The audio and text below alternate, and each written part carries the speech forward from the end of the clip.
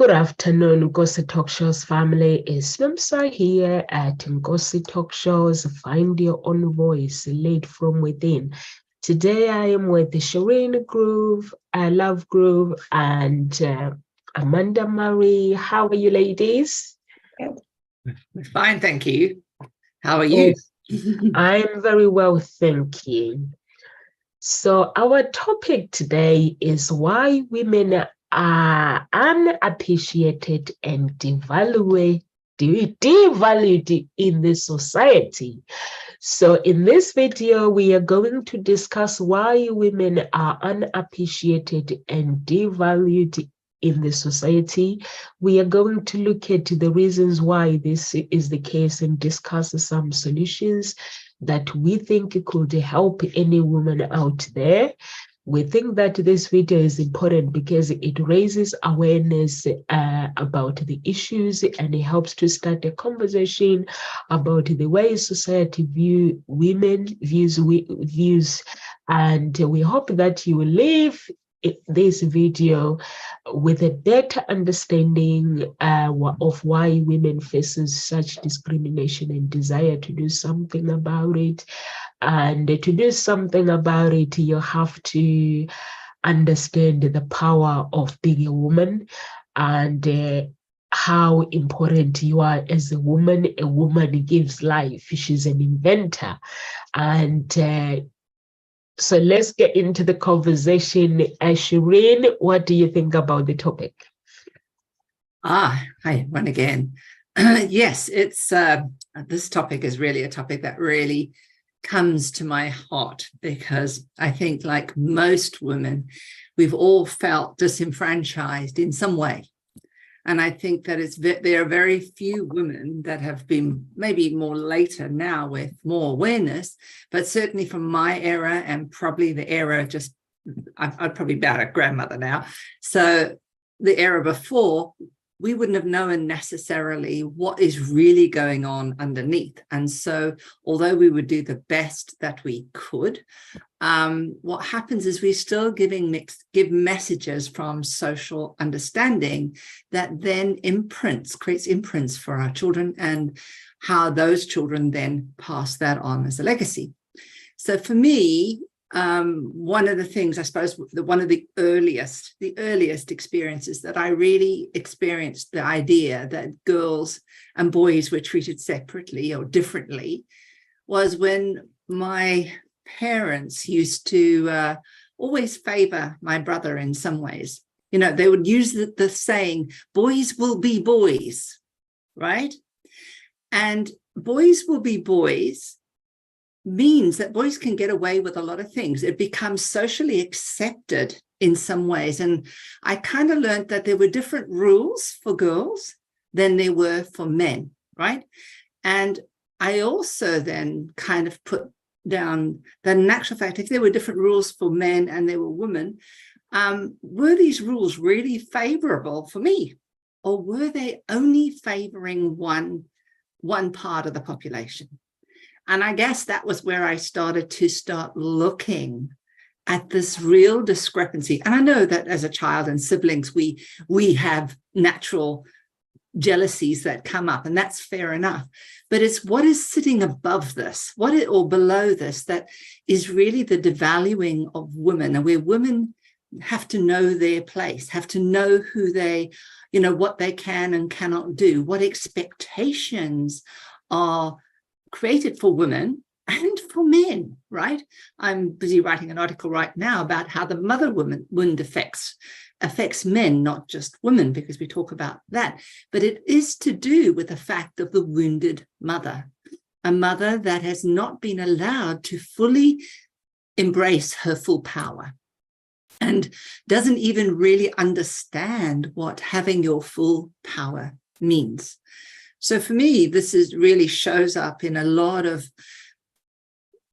attachment problems that happen. So when we're young, we form an attachment with our primary carer. And if our primary carer isn't really in their power as such, which is loving and compassionate and able to see things, the bigger picture, then and in tune with the child will learn all sorts of strange kinds of behaviors in order to survive.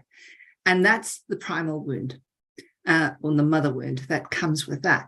And if a mother is unable to, if she's already traumatized because she's been taught all sorts of things about her role, she is going to pass that on.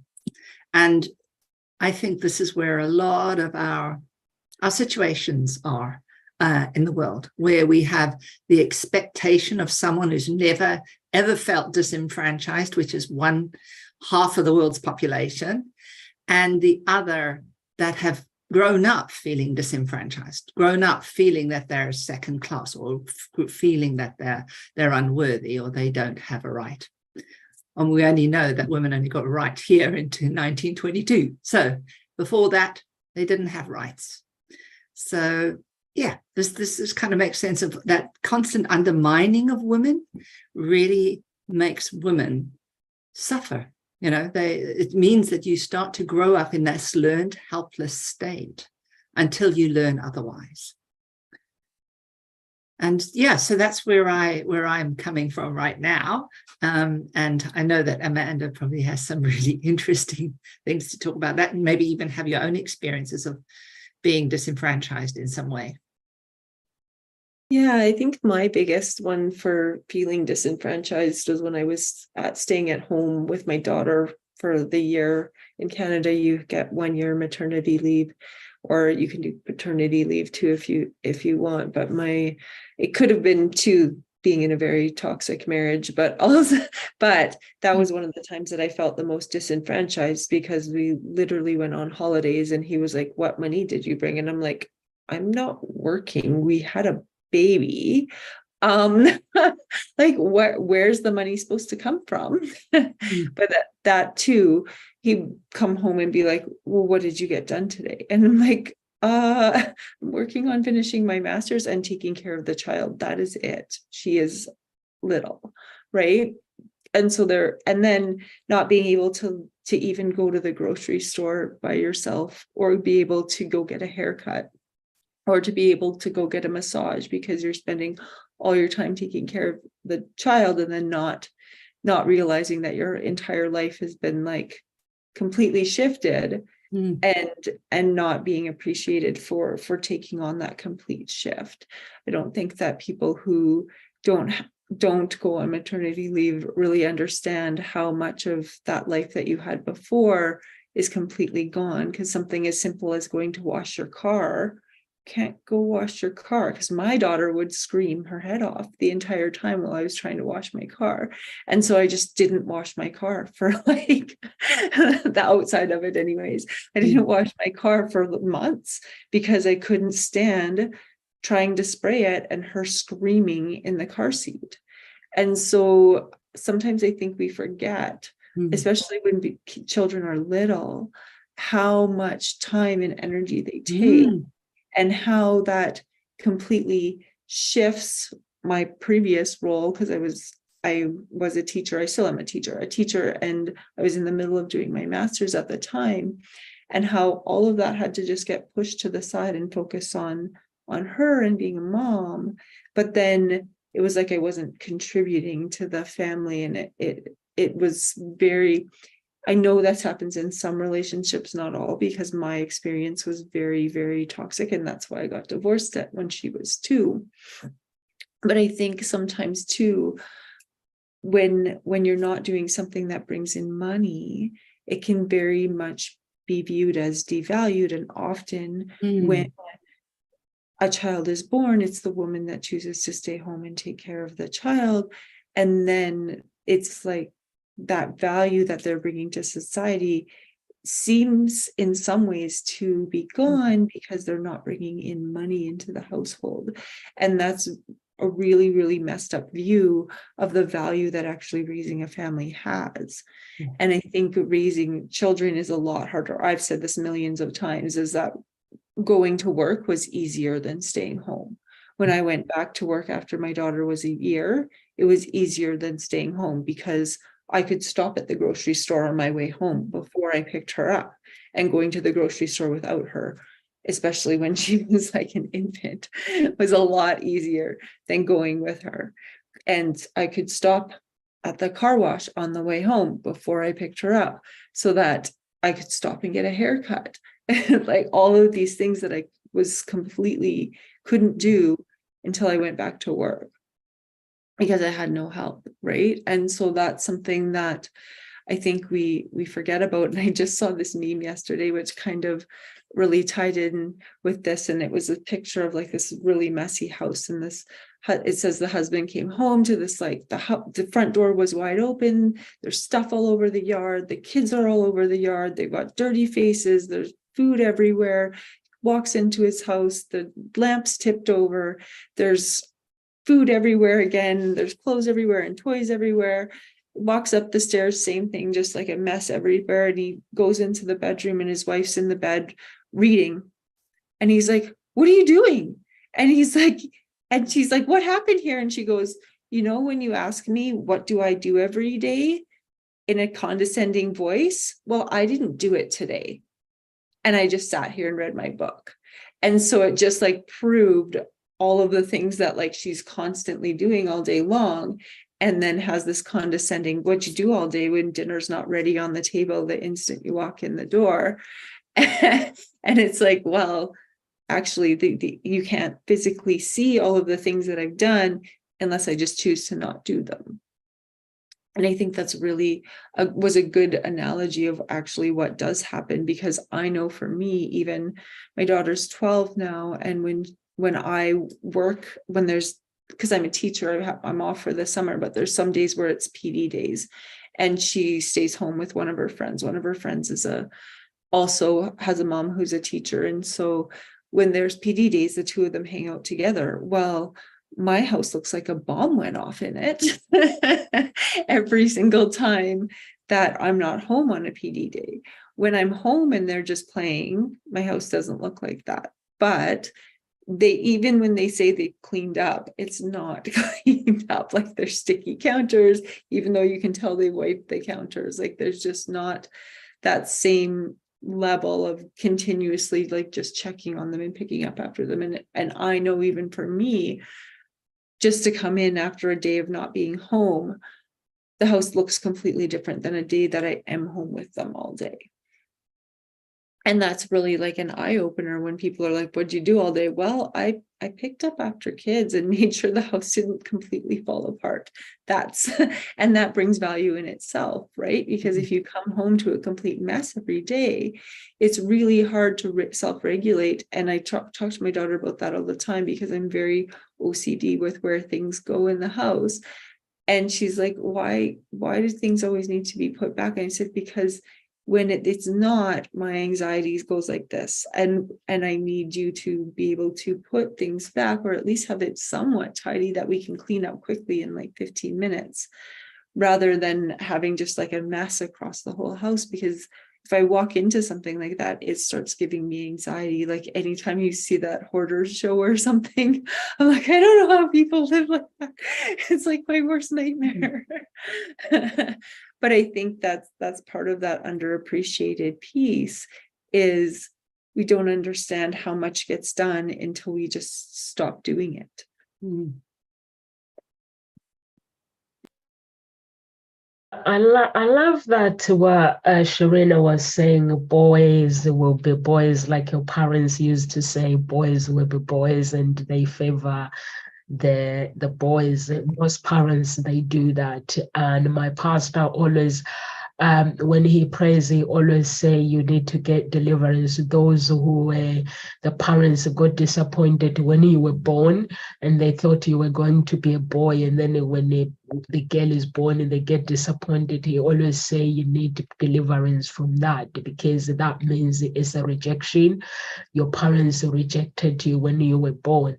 And some parents, they do that. They prefer to have boys. Apparently boys are the men of the house. And my father died 2006, I saw my brother. My brother is the youngest of the girls. And he was like, I'm a boy. And he was like, I was like, not to this family. So I had to put him straight. And I was like, that's not how my father raised us. My father loved us so much in a way that he wanted us to feel equally. So you're not going to bring somebody from somebody's from somebody's house and say, you are the man of this house. And I was like, my mom, she's alive. So I answered to my mom, I don't answer to you. So I had to put him straight. And what Amanda is saying as well, that when women stay at home looking after their children, number one, they are managers, they manage home, they do everything. So a woman shouldn't feel that they are nobody if they leave work and decide to stay at home. It's actually more stressful than to manage the children, because it's a human being, it's life. You are making sure that that life is fed. And if that life is not fed, is not treated properly, you get social services wanting to know why they are not being looked after. So it's a big, big responsibilities. When my daughter goes to school, I've noticed there are some men now who stays at home, who are looking after the children. I always admire them. I always say it's so beautiful to see a man saying, I'm actually going to stay at home, be a dad. They resign work and they're like, the wife goes back to work. They come to an agreement that they're going to stay at home. I always admire them and say it's amazing for not devaluing your wife, and you're like, it's not about the money. And they're like, of course, no, sir, it's not about the money. At this moment, it's about our children that we are raising together. And I think that's beautiful. And come to her ex-husband being very abusive. There are so many women who are going through abuse. When they have children, obviously they can't provide, but a woman naturally is a provider. Whether they work or they don't work, they're still providing their husband emotionally. They're still providing in the house for the children. They still are managing the home. I go to work, but when I come home, I'm not the owner of the company. When I'm at home, I'm a mom. So I have to look after my children. I have to make sure my children are fed. I have to do everything to make sure that the children. I was listening to Sai, one of the coach yesterday, was saying the mistakes that people do is in life, whether you're a coach or where you're a parent, is to actually employ everybody, think they're going to do all the work for you, and then you end up not doing nothing, and then you expect the results. And then we come to religious department as well. My mom, she's a pastor. When I told somebody once that my mom, she's a pastor, and this person said women are not meant to be pastors, and I was like, are you kidding me? Are you? That is, I was like, where in the Bible that says women are not supposed to be the pastors? But my pastor has churches around the world. He has women. He has women as pastors. And for me, if there is a woman out there who feels that they don't have a voice, find your own voice. If there is a man out there who is married, help your woman find their own voice, because a woman should have a voice. Even at work, you find a woman and a man, they're doing the same job, but man earns more money than a woman. That is discrimination. So for me, I'm standing up for women and say, we are all the same. We are all equal.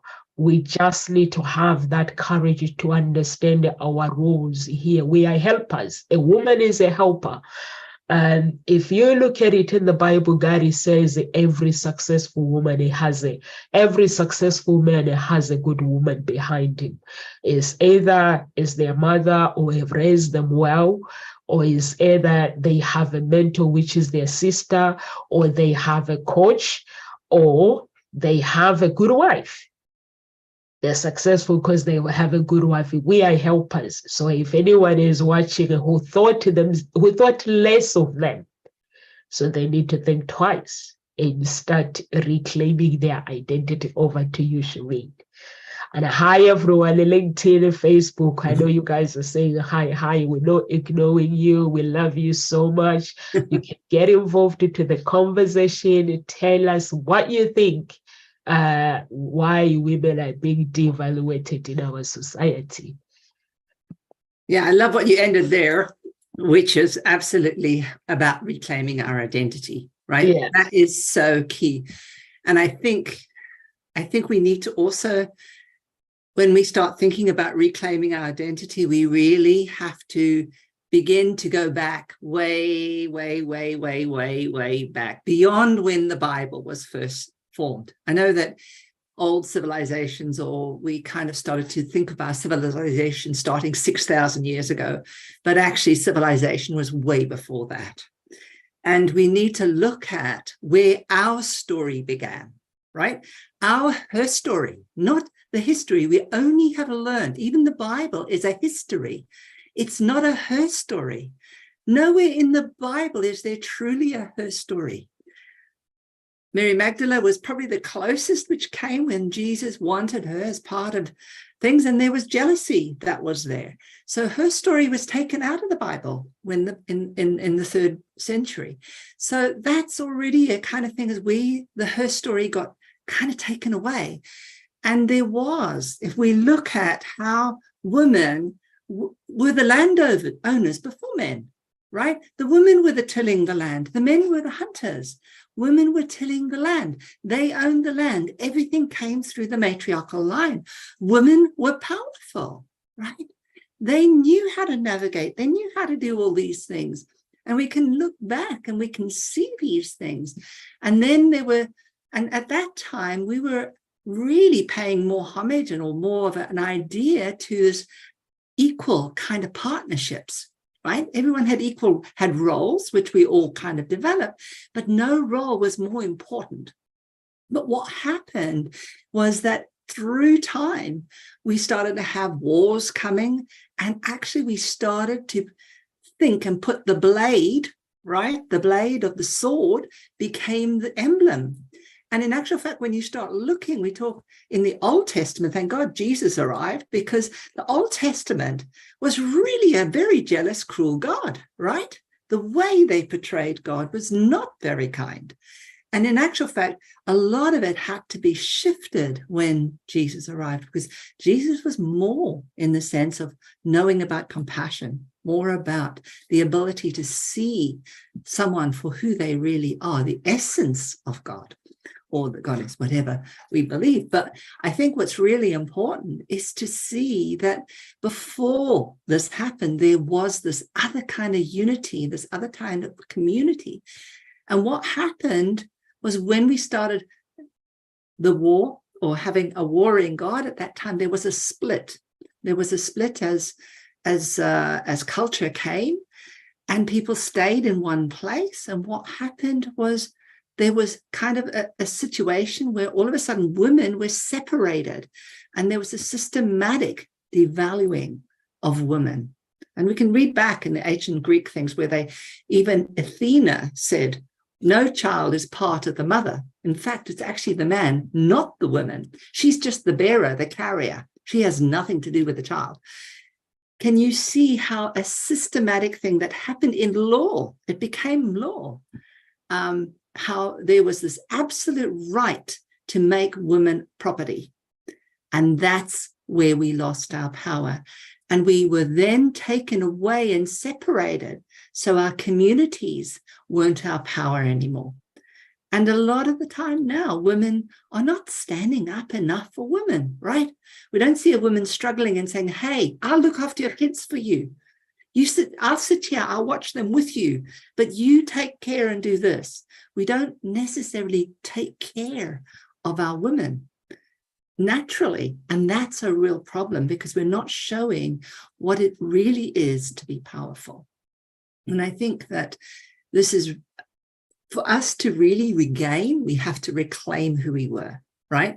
We have to recognize that that each of us have masculine and feminine. Each of us have a brain that has a brain that's more masculinized and a brain that's more feminine.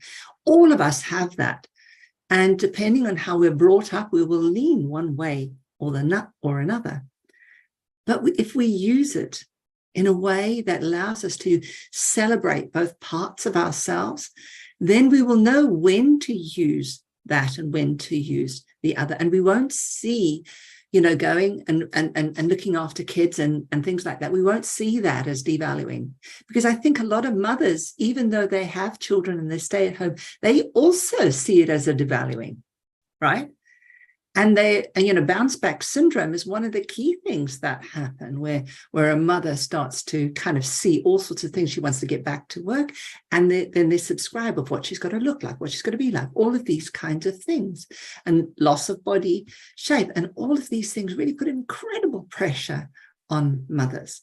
So I think that it's really important, in order for us to transcend and move, we got to know our lineage, and we got to really decide we're going to make that stand for that lineage, and recognize that just because we're standing up for that does not mean that we are going against anything. What we're doing is we're trying to bring ourselves up so that we become equal.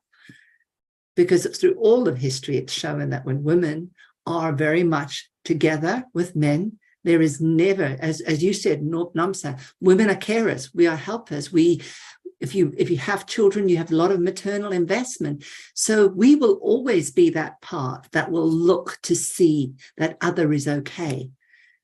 Yeah. And so that's where the real blessing is. That is the gifts we have. And we really need to look at those gifts and see them as the treasures they are, and not invalidate them ourselves. Because it's very easy to, once we kind of go out into a masculine world and we want money and we want this and we want that, that we forget all these powerful things that we are already, and learn how to weave that rather than abandon ourselves, right? I think that that's a really key part. So we need to own our history and write our own story, our own herstory, right? And then only then will we be able to really know what to do next. We'll do it with congruence. We'll do it with that sense of absolute knowing, this is my truth. This is my truth. And we can believe it easier. So that's my sense of what going for our identity. We need to know where we've come from to be able to know where we can go. We need to put our roots in and use those to develop and become strong. Yeah, so much of how we view the world comes from our experiences, and the way we experience the world is based on how you were raised. And they say that some of our trauma can go back 7 generations. We need to also look 7 generations ahead. And one of the things that, when we look at society, most societies are patriarchal, but there actually were some societies that were matriarchal. And if we look at the indigenous societies in North America, the Haudenosaunee were actually a matriarchal society.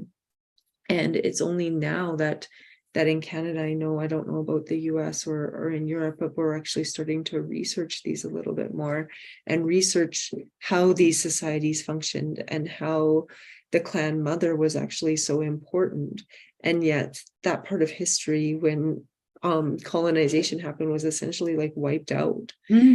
Now in Canada, at least, there's this really big push to learn and understand some more of that history, and of understanding too where that comes from and why this country is so divided in lots of ways. And I think that understanding a matriarchal society is really important, because there is that caring piece that you were talking about. We always look at things from like a bigger perspective of how does this all interconnect and how is that going to affect everyone, and looking 7 generations ahead to see how we can how we can, if what we're choosing today is going to affect people 7 years ahead of time, like what's the best choice, rather than just doing something that's beneficial for you in this moment. Look at, if I do something that's beneficial in this moment, how is that going to impact people 7 generations from now? And when we ask that question, it really opens up a lot of things to be like, okay, how we function and how we're taking care of the planet even is in 7 generations, is going to be a positive, or is it going to be a negative? And how can we shift that, right? So that we're not maybe just taking all the resources right now and then not thinking 7 generations in the future, because corporatism definitely does that. But I also see the value of corporatism to grow the economy and to take people out of poverty and different things. But at the same time, there needs to be that balance, right? And finding that balance is always something that is such a difficult thing when we have larger societies and so many different points of view and so many different voices. Because all of our voices together, when we start to have dialogue, that's where we truly come up with the best ideas, is when we can actually truly hear each other's voices. And I liked what you were saying about like the mother wound and understanding that our perspective of women is based on that mother wound. And when you can start digging into that, you'll start to understand where those preconceived notions come from, and how you can work through that to heal.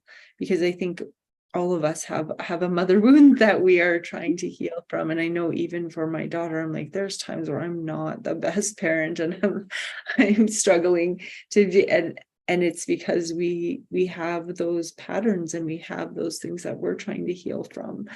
And then you become a parent and those things still aren't healed, and it's a journey. Healing is a journey. It's a lifelong journey. And I think that's something that we need to be gentle with too, when we talk about what's valuable in society. And I really think that learning how to heal yourself first and starting with yourself is probably one of the best things you can ever do to impact society, is to start with you and to really work on that piece of healing, because our value and our self-worth really comes from ourselves. And whether we're underappreciated by society or not, it's that inner knowing that you have value, and that inner knowing that you can appreciate yourself. And so often we're our own worst critics, where we're the ones who devalue ourselves, and we don't understand that the other people around us actually value us so much and are so grateful. There are some that definitely aren't, like the people who are like, what did you do all day? Or you're not contributing to the finances of the house, so then you don't have value.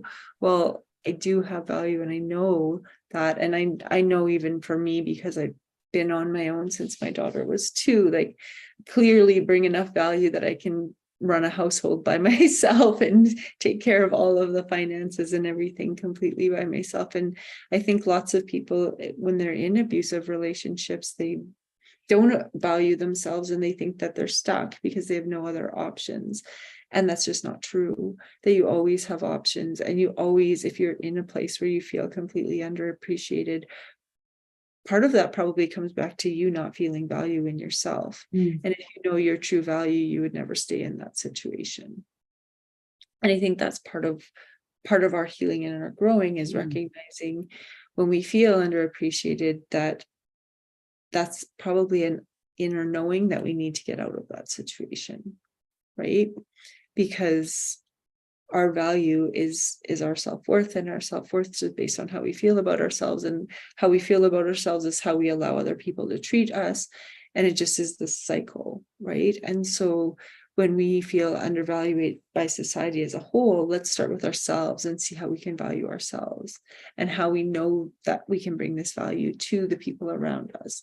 And then that value is just going to spread, and then people will start to wake up to understanding. And I think there's a lot of people really truly understanding the value of staying at home with your kids, and the value of learning how to raise a family. And I think that's something that's really shifting in society right now, because I see a lot more people talking about downsizing and creating homesteads and raising chickens. And especially out here in where I live, there's lots of people who are like even talking about living off grid.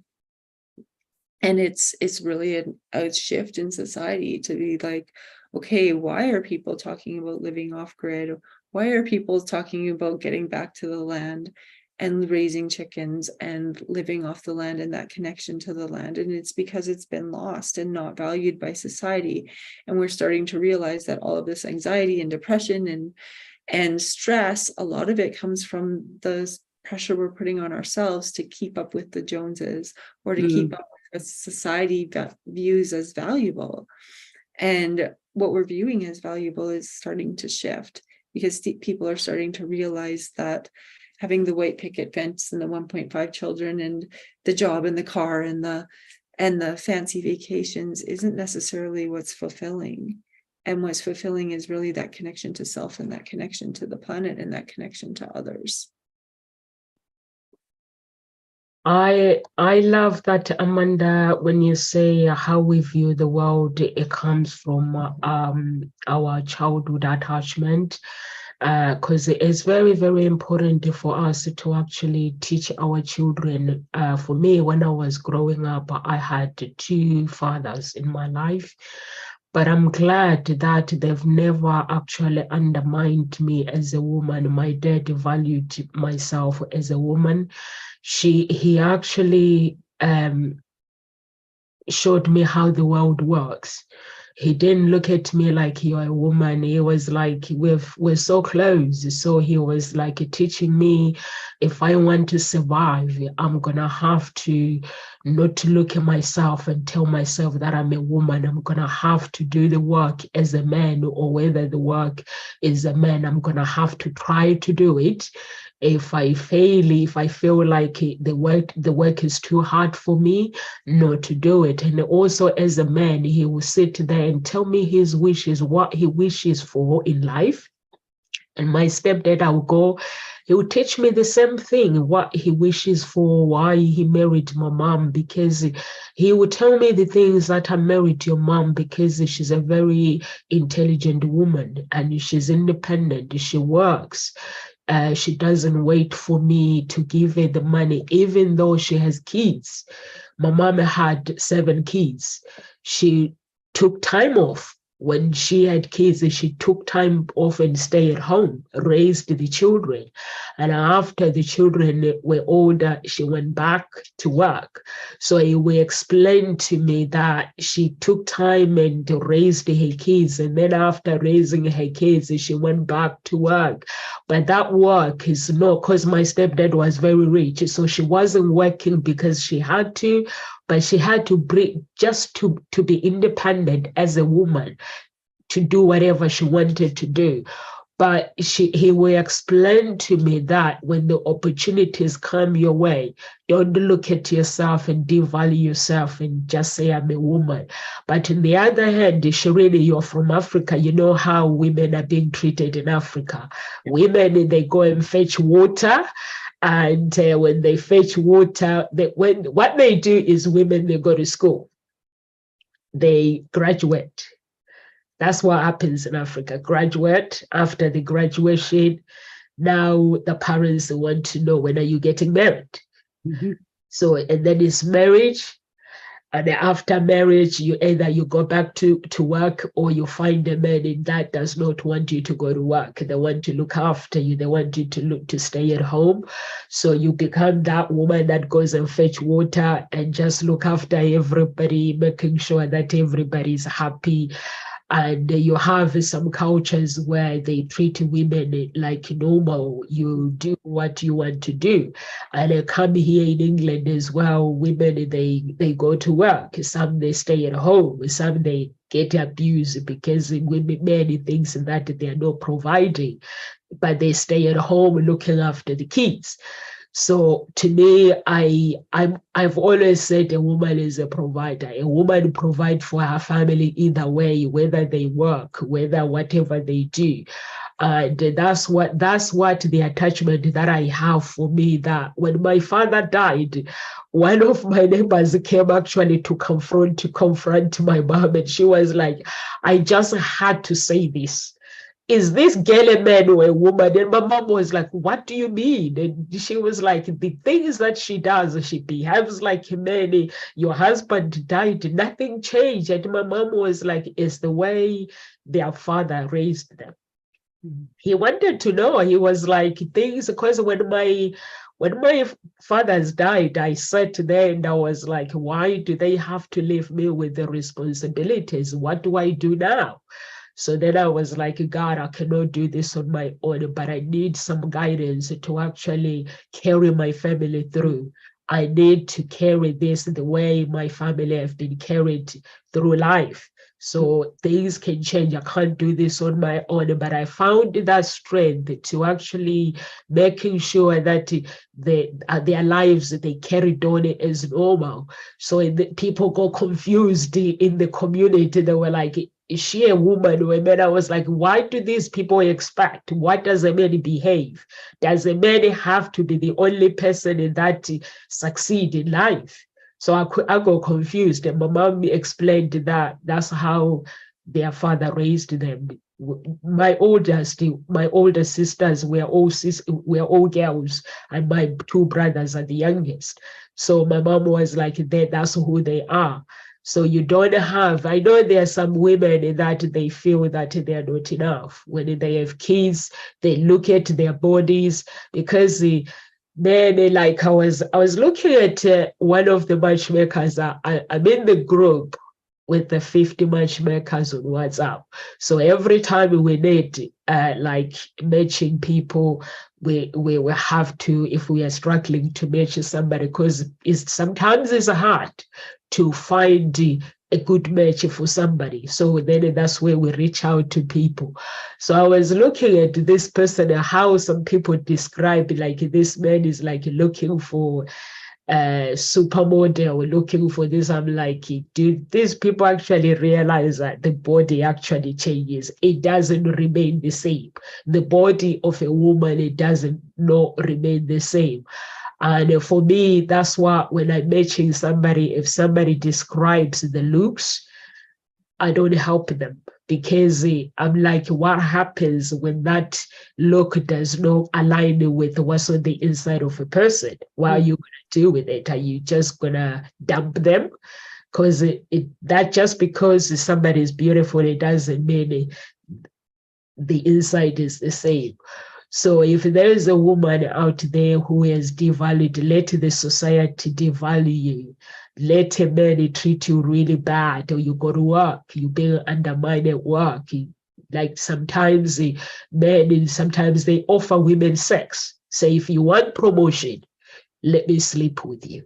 And that is out of order. So if any woman has gone out there, has gone through all that, and they've lost the confidence, they need to rebuild that confidence, because life gives us options, and those options is up to us to actually make things happen, write our own story.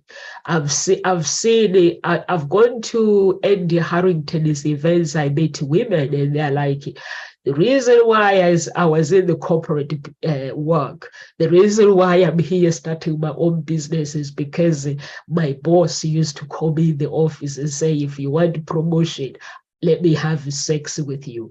And then I report to them, and then I'm being told I'm a liar. And then I was like, this sounds so painful. So if there is a man out there, you don't have to have a sex with. We are all the same.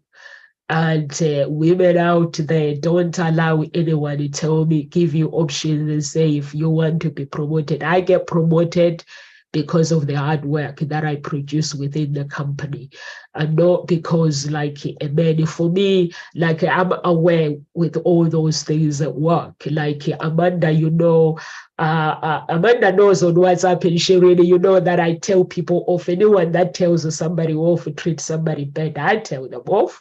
I'm like, no, we are equally, we are the same. So we have to make sure that we we value each other, because everybody brings value to everybody.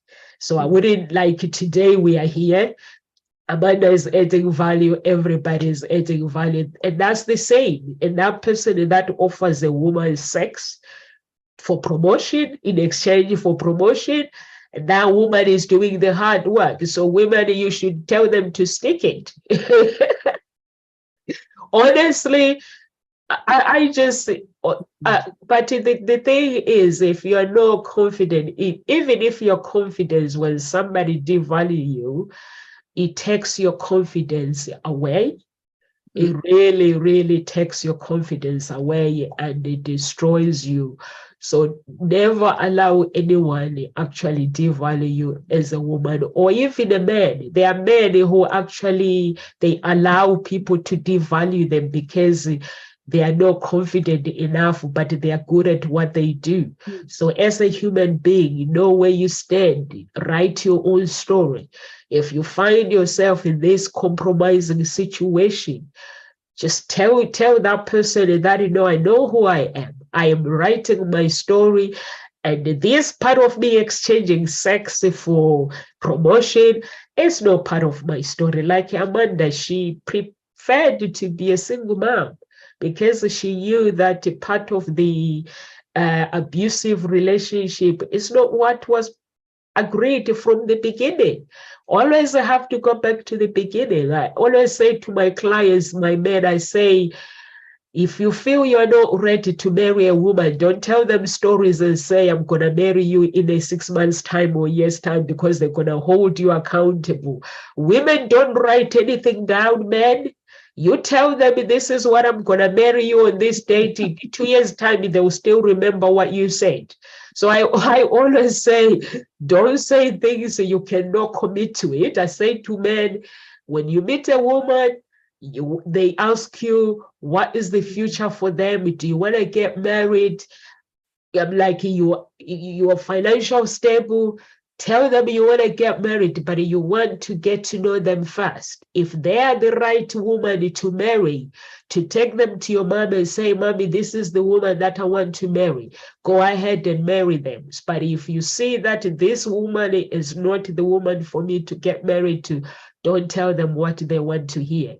So I always say that women, Shireen, Amanda, that women, we are like, we store Google, we store everything. We don't forget things. You tell us something today, 2 years time, 3 years time, we still know what's going on. So that's how life is. Over to you, Shireen. Oh, I love that. I love that. I can honestly say I have a massive memory. I have a lovely little store in my little memory, and I can access those things. So yeah, I think any man, don't make promises which you're not going to commit to. We will remember. Yes. Yeah, I really wanted to come back to something that Amanda said, and I think it's such a powerful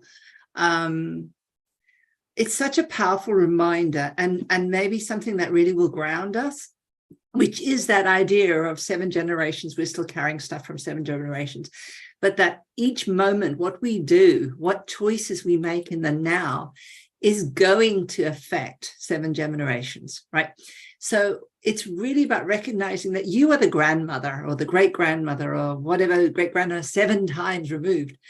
But you are, your genes are going to be going down there. And you want to make sure that everything is there for them. So it's really about really looking, what is the world you want for them? And think about those things when you start to live your life. I mean, I think that's really key when we do anything. And I think, it kind of really just honed something in for me again when you said it, which was lovely. And I think what was so vital at that point was really about understanding, even though it's a little shift now, it will have a massive shift in the time to come, because everything compounds. Everything we do compounds. So if we decide we want to go off grid, then when we go off grid, it's about, what are we choosing? We're choosing to reduce the energy output there, but we're increasing energy input into the earth. We're increasing because we're feeding the earth in some way, so that our future generations can have something, they can breathe air. It may just be as simple as that. And we do know definitely water and air are going to be commodities that we're going to run short of, right? We need to have oxygen. And so therefore, and we need water, 90% water, our body, and everything is water, and air gives us combustion, helps us have energy as well. So I think it's really important that we start thinking, how do we create a green world that is going to feed us? And we have to really think about that. And I know it's very hard for the new generation. It's really hard because we've just squandered a lot in the past, and they're having to not have the life that perhaps we might have wanted. But I think what you said there, Amanda, about really starting to reclaim what's really important is so key, which is how do we look after ourselves? How do we look after the earth? And, how do we look after others? Those three things are so intrinsic in allowing that base and safety and in a bigger and more spiritual and have a greater effect. So I think that's a really important thing. And Nomsa, when you said, oh yeah, the women didn't recognize you, are you a woman or are you a man? I did have a little giggle. But actually, this is really a big point about, working as a pregnancy coach. One of the biggest things that I have is when women come in, they are so stressed that they don't dilate properly. They don't give birth easily. And one of the things is they get really tight. And one of the things of that aspect is because when we move and we're focusing, almost like we're not working in flow anymore, which is very feminine, our body changes, but we're very feminine. We're not utilizing our body in the same way. And what we're doing is we're becoming very structured. And when we go into more of a mental world, this is what can happen. And it means that we implode inwardly. And so it's really important, I think, is there's nothing wrong with being a corporate woman. Absolutely not. In fact, be that, because we need more. But what we need to do is also bring with us our flow, right? We need to bring that the parts of our body that are able to handle, water can carry us, right?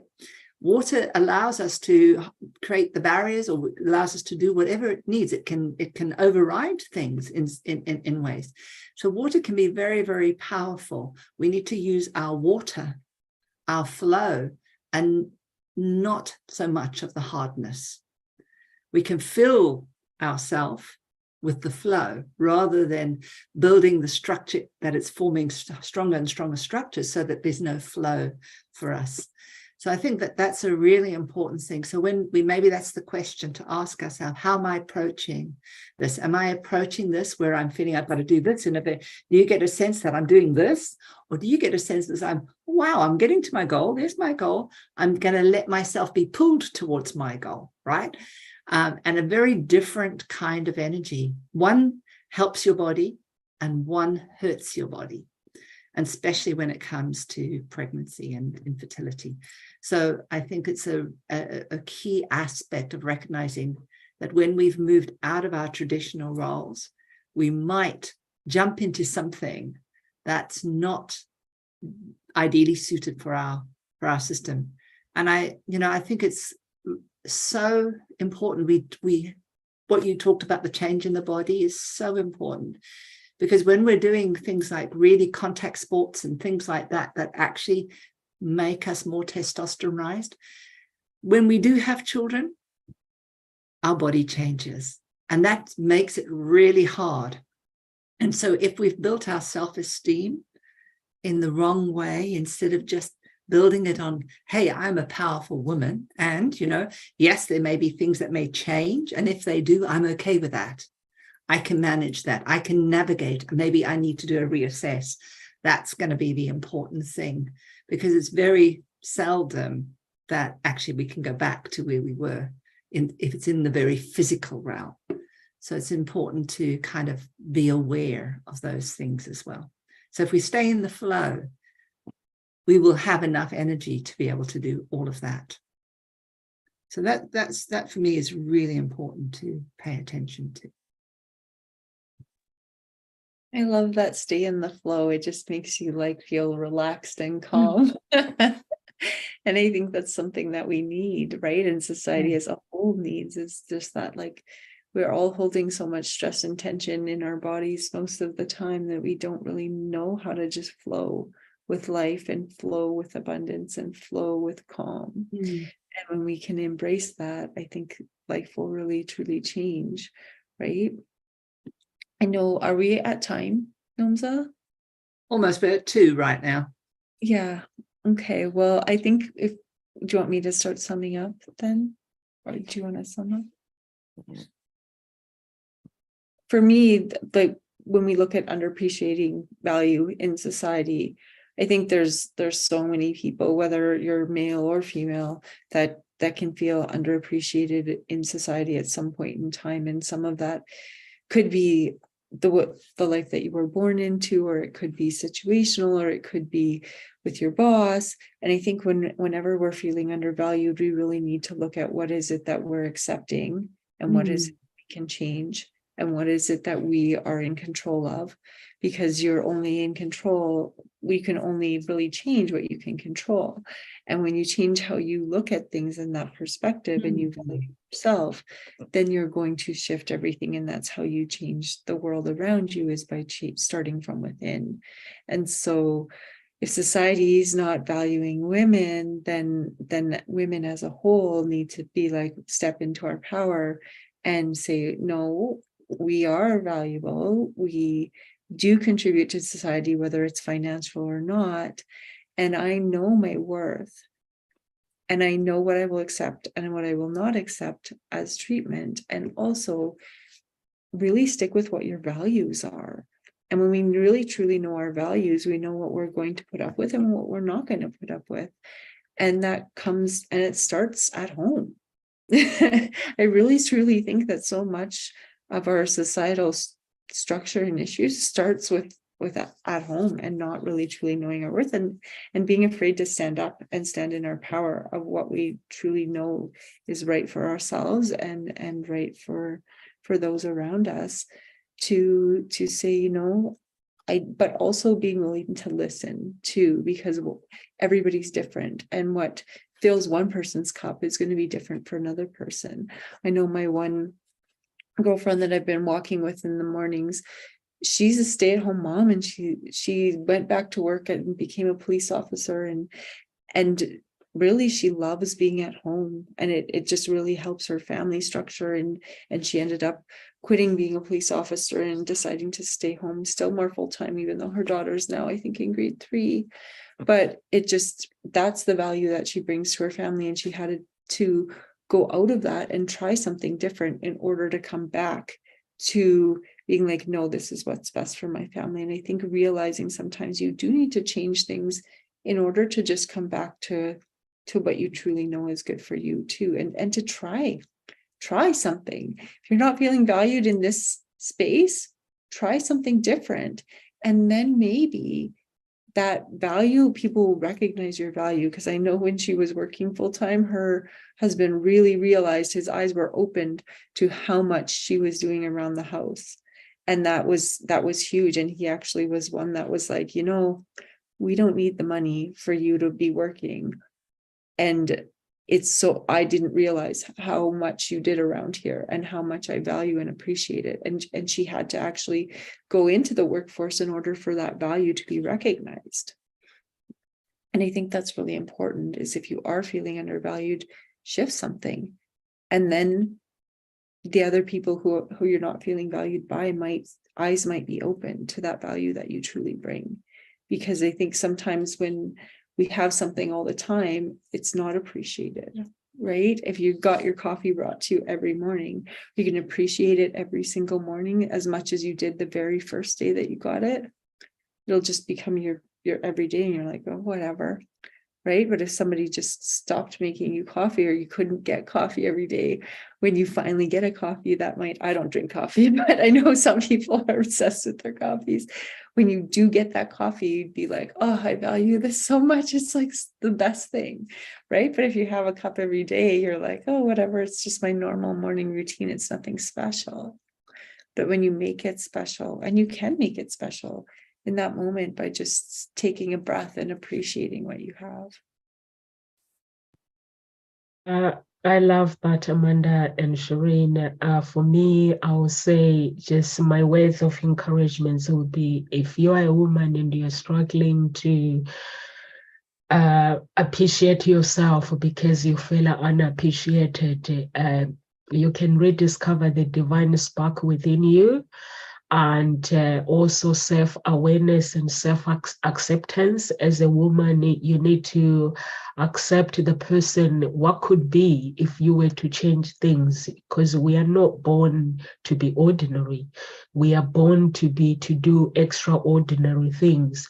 And if you accept that, you know what, I could be something that I was created to become, then you'll be able to actually rediscover the divine spark within and cultivate self-awareness and self-acceptance and embrace inner wisdom is very, very important. And also fostering education and intellectual growth is good to have the skills, work on your skills, to be able to do the things that you want to do in life. Every journey that you go through, there's a skill you can teach people, even working. If you stay at home mom, there are some new moms who struggle. They don't know. When I had my first daughter, I didn't have a clue. What does a mom mean? What do I need to do? My mom is not in the UK.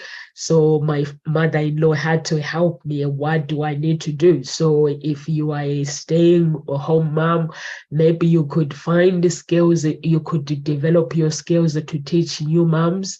That's how you can foster skills and then cultivate resilience and overcoming challenges.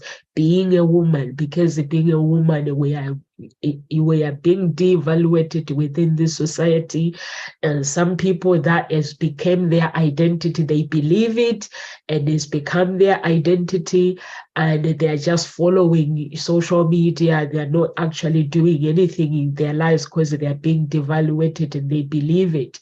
So as a woman, you have to understand that you are a helper, you are a mentor, and you are an inventor.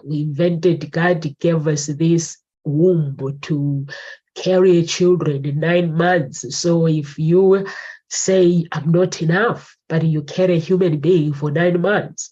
So connect with your spiritual practice, whatever your beliefs that might be. For me, is God. I connect with God in order for me to bring out the best in me. So just cultivate those things and know that life is a journey. Even if you are faced with challenges as a woman, know that you can rise above those challenges. You go to work. If people tell you that, if a man offers you to have sex, challenge them. Get evidence. You can now, we've got these phones that you can actually record them and take them to court to expose, so that they don't do it to somebody else. Because if men are doing it, that means they're not just doing it to you. So just do it and make sure that they don't do it. And that's all for me for today. Over to you, Shireen. Words of encouragement, and where can the audience find you, please? Thank you. Yes. My thing is more about an awareness. And one of the things is to recognize that if you feel, when someone does something and you feel that eek, you feel triggered, you feel something going on, have a little look deeper, because it probably is where somewhere you are undervaluing yourself. And what that eek is about is you rebelling about something you might be believing, because on some level, you may even have internalized it as being true. And that's where you start having problems. So just kind of notice that. Notice that when something feels not right, bit off, whatever, spend a little time just kind of asking, where does this come from? Where might it, and just keep going back until you find what is the belief. And you might find it'll probably be something that will actually fit about who you are. And you might be telling yourself what you're not, which is not that you're a grand, wonderful, extraordinary human being. You'll probably be telling yourself you must keep yourself small. You're probably telling yourself at that moment in time, you're not good enough. Or you might say, I'm not valuable enough and I must work harder.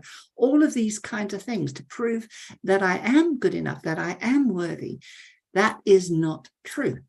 And that's the time to just say to yourself, no, that isn't true. That has been what culture, or that has been what others have been told, but I don't have to believe it. And that's really important. You don't have to believe it. You can shake it off, because a lot of our beliefs are not ours to carry. We have to actually know what's ours and let go of those that are not. And there's more that are not than that are. So we need to go and find the ones that are, because they're often very, very hidden. So that's kind of what I really want to say. And I suppose you can find me on all social media. I'm a pregnancy coach, and really I work with women that are professional women, because they have this pain. They are so busy trying to prove themselves and want to have this great life, but they're forgetting those wonderful intangible things that they bring. And when they start to embrace that, recognize that as a mother, there is more to being a mother, which we were talking about with Amanda saying, is that it's not the financial thing that we need to look at. It's all those intangible things about what makes a great human, because when we make a great human, they have the capacity to build wealth. They have the capacity to generate happiness. They have the capacity to do that. That's what you're creating. You're creating that, right? So that's more important than worrying about money.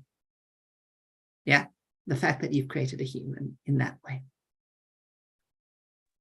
Yeah. Share words of encouragement, Amanda.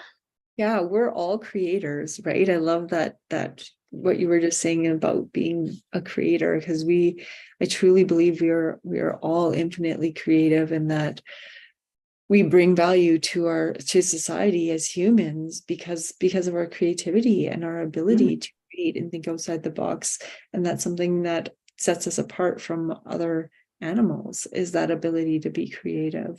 And so if you want to find me, all of my Instagram and website and everything is Art, Mindfulness, and Creativity. If you go to my website, I have a free download.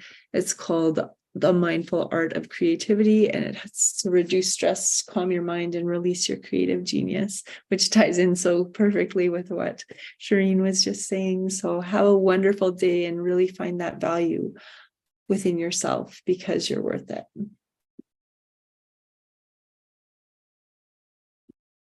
Perfect. I love that. You can find us at Ngozi Talk Shows. We have a group at Ngozi Talk Shows on Facebook, and we have another group, Unique Billionaire Mindset, where everyone just empowers everybody each and every single day. And you can follow me on my social media as well. My website is still under construction. I'm not sure when it's going to be ready. I've given up asking questions. So it's going to be ready when it is. I think maybe this week, hopefully. And if you are a woman out there, please just value yourself. Learn the skills. If you feel you don't have the skills, learn the skills and just become how God created you to become, and not what you are expected by the society. Find your own voice, lead from within. That's what we do at Ngozi Talk Shows, to help our clients find their own voice, be the leader of themselves. Even whether you are at home with your man, you become the leader of your own. Remember, you fix you. You don't go fixing, trying to change other people. So we actually help you to actually be the leader of your own life, write your own story. And when you write your own story, that energy, that beautiful energy helps others to wanting to change. And they'll be like, wow, teach me, how did you do this? So that's what we do it. And because the talk shows, we are here Monday to Friday, 1 p.m. UK time. So, and also when the website is up, you'll be able to actually go to the website and book for coaching. We have 3 months coaching program, or whatever suits you. So you can actually choose what you want to do. And live with grace, everyone. I will see you tomorrow. God bless. I think tomorrow I'm with Kamal.